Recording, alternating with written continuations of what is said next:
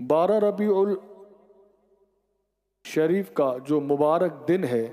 اور یہ بلکہ پورا مبارک مہینہ کل سے جو رات شروع ہوگی، اس میں سب سے جو افضل ترین جو عمل ہے، سب سے بہترین عمل ماہ ربیع النور شریف میں اگر کوئی چاہتا ہو کہ میں اس مہینے میں وہ کون سا عمل کروں جس سے میں اپنے رب کی رضا حاصل کروں، جس سے میں اپنے رب کی بارگاہ میں اپنے گناہوں کو بخشوا لوں، اپنے رب سے اپنی جائز مرادوں کو حاصل کر لوں،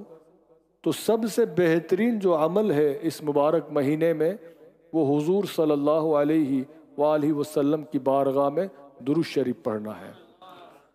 کثرت سے درود شریف پڑھیے اس مہینے میں جتنا ہو سکے، اٹھتے بیٹھتے چلتے پھرتے ہر وقت درود شریف پڑھتے رہیے۔ یہ وہ عمل ہے کہ دوسرے جتنے اعمال، جتنی عبادات ہم جو کرتے ہیں، اس کی کوئی گارنٹی نہیں ہے قبول ہوں یا نہ ہو۔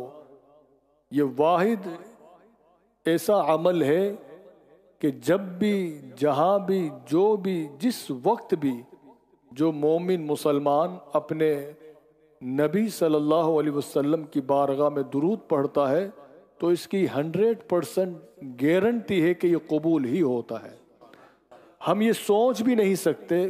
کہ درود حضور کی بارگاہ میں بھیجا جائے، پیش کیا جائے اور وہ قبول نہ ہو، ایسا ممکن نہیں۔ جس وقت بھی درود پڑھا جائے یہ یقین رکھیے کہ درود جو ہے یہ قبول ہوتا ہے۔ حضور صلی اللہ علیہ وسلم سے جب پوچھا گیا کہ یا رسول اللہ صلی اللہ علیہ وسلم آپ پر درود کس طرح بھیجیں، جب اللہ تعالیٰ کا یہ حکم قرآن کریم میں آ گیا کہ اے ایمان والو نبی صلی اللہ علیہ وآلہ وسلم کی ذات پاک پر درود بھیجو، اور اس سے قبل اللہ نے یہ فرمایا ان اللہ و ملائکتہ یصلون علی النبی، اللہ اور اس کے فرشتے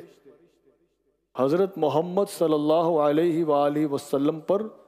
درود بھیجتے ہیں۔ پھر فرمایا گیا یا ایھا الذین آمنوا صلو علیہ وسلموا تسلیما، اے ایمان والو تم بھی نبی صلی اللہ علیہ وسلم پر درود بھیجو۔ ایک بار درود پاک پڑھ لیجئے، اللہم صلی علی سیدنا محمد وعلی آل سیدنا محمد وبارک وسلم۔ صحابہ کرام نے جب دیکھا کہ درود پاک کا اللہ کی جانب سے حکم آ چکا ہے تو صحابہ حضور کی خدمت میں حاضر ہوئے اور یہ عرض کرنے لگے کہ یا رسول اللہ صلی اللہ علیہ وسلم آپ پر کس طرح درود بھیجا جائے، کس طرح آپ پر درود بھیجے۔ اب جو تعلیم حضور صلی اللہ علیہ وسلم نے ہمیں عطا فرمائی، آج بھی ہم اپنی 5 نمازوں میں جو درود بھیجتے ہیں، کیونکہ نماز یہ اللہ کی خاص عبادت ہے، سب سے اہم ترین فریضہ نماز ہے، اور نماز یہ افضل عبادت ہے۔ اللہ تعالیٰ کی یہ وہ بندگی کہ جب بندہ اپنے رب کی خاص دیگر جو عبادات ہے ان سب سے جو خاص عبادت ہے وہ نماز ہے۔ حضور نے جو درود کی تعلیم دی تو اللہ تعالیٰ نے اپنی خاص عبادت میں جو درود رکھ دیا ہے، تو ہم اور آپ جان سکتے ہیں یہی تعلیم حضور صلی اللہ علیہ وسلم نے دی کہ جب درود بھیجو مجھ پر تو یہ کہو اللہم صلی علی محمد وعلی آل محمد۔ آگے پھر کما صلیت علی ابراہیم وعلی آل ابراہیم انک حمید مجید، جو آج بھی ہم نمازوں میں پڑھتے ہیں۔ ہماری زبان پر جو درود پاک جاری ہوتا ہے اکثر وہ اتنا ہوتا ہے کہ صلی اللہ علیہ وسلم،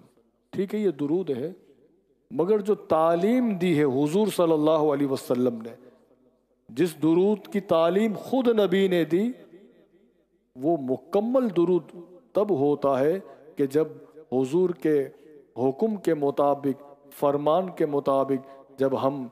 نبی پر درود بھیجتے ہیں تو نبی پاک صلی اللہ علیہ وآلہ وسلم کے ساتھ نبی کی آل پر بھی درود بھیجیں۔ یہ تعلیم خود نبی نے دی۔ تو آج جب درود ہم پڑھتے ہیں تو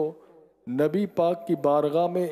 جہاں درود 100% قبول ہوتا ہے تو قبول وہی درود ہوتا ہے کہ جس درود کی تعلیم حضور نے دی ہے، کہ حضور نے فرمایا کہ میرے ساتھ میری اہل بیت پر بھی درود بھیجو۔ تو جب بھی ہم درود پڑھیں تو نبی پاک صلی اللہ علیہ وسلم کے ساتھ نبی کی آل پر بھی درود ہمیں پڑھنا چاہیے، درود بھیجنا چاہیے، اور یہی تعلیم حضور صلی اللہ علیہ وسلم نے صحابہ کرام کو دی، یہی آپ نے فرمایا۔ حضرت شیخ سعدی رحمۃ اللہ تعالی علیہ، آپ جو آج بھی ان کے اشعار پڑھے جاتے ہیں، بالغ العلا بے کمالہ کشف الدجا بے جمالہ حسنت جمیع خصالہ، اب یہ اشعار لکھنے کے بعد آخری جو شعر ہے مصرع وہ مل نہیں رہا۔ آپ نے لکھا بالغ العلا بے کمالہ کشف الدجا بے جمالہ حسنت جمیع خصالہ، یہاں تک لکھا آپ نے، اب آخری مصرع مل نہیں رہا، سوچ رہے ہیں کہ میں کیا لکھوں، بس یہ سوچ رہے تھے، اتنے میں ان کی آنکھ لگ جاتی ہے، آپ سو جاتے ہیں۔ یہ لکھ کر آپ سوتے ہیں،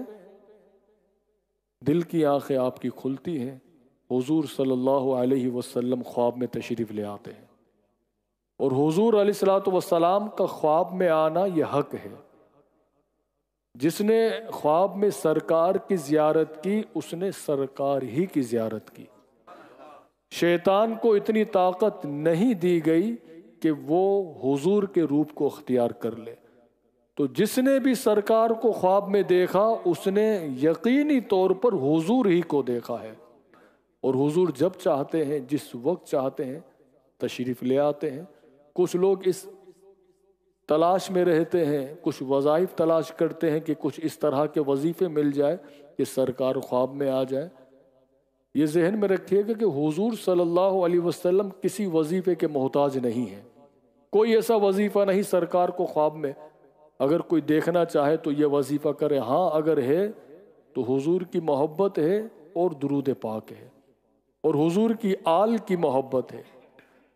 حضور علیہ الصلوۃ والسلام تشریف لے آئے خواب میں، آپ نے پوچھا کہ بتاؤ شیخ سعدی کیا لکھا ہے؟ عرض کرتے ہیں کہ یا رسول اللہ صلی اللہ علیہ وسلم، آپ کی شان اقدس میں کچھ لکھنا چاہ رہا تھا، یہاں تک پہنچا ہوں، مجھے آخری مصرع مل نہیں رہا۔ آپ صلی اللہ علیہ وآلہ وسلم نے فرمایا کہ شیخ سعدی آگے یہ لکھ دو۔ پہلے آپ نے ان سے سنا کہ سناؤ،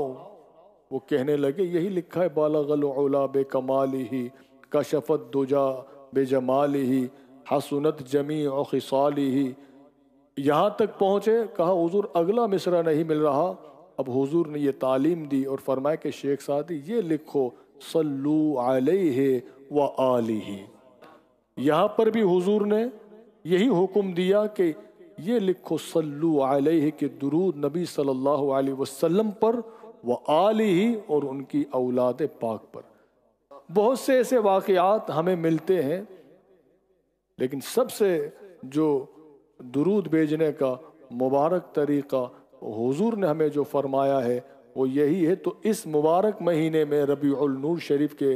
بابرکت مہینے میں، کثرت سے ہمیں درود پڑھنا چاہیے۔ آنے والی گفتگو میں ہم مزید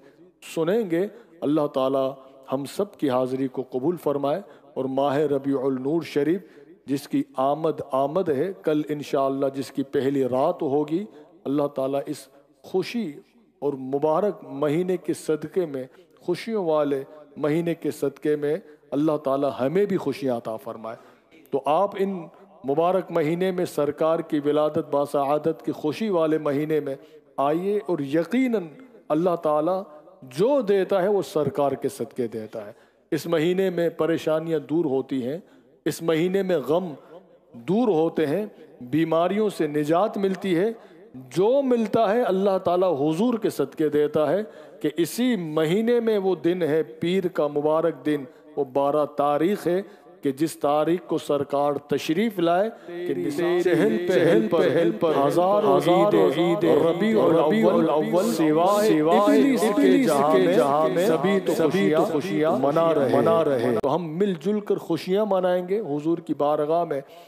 درود و سلام کے نذرانے پیش کریں گے، اور انشاءاللہ اللہ تعالیٰ کی رضا حاصل کریں گے. اللہ تعالیٰ ہم سب پر اپنا کرم فرمائے. ادب